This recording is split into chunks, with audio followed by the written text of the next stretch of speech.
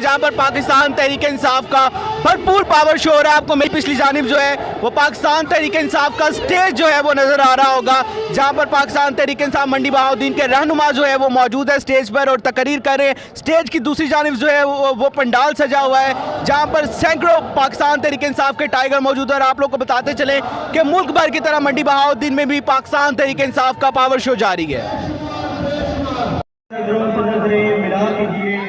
और वतन पाकिस्तानियों की दुआओं से दोबारा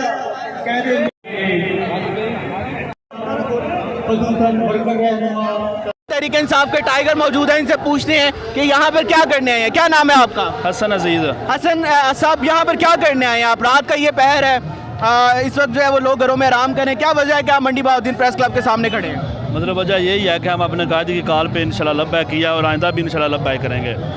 ठीक है, बिल्कुल। यहाँ पे जो पाकिस्तान तहरीक इंसाफ के टाइगर हैं, इनका भी यही कहना है कि इमरान खान साहब की कॉल पर यहाँ पर आए हैं और आइंदा भी आते रहेंगे। और बाकी सारे हमारे बेहतरीन मुहब्बे वतन पाकिस्तानी भाइयों, हम एक ऐसे लीडर के साथ हैं, थे और रहेंगे जो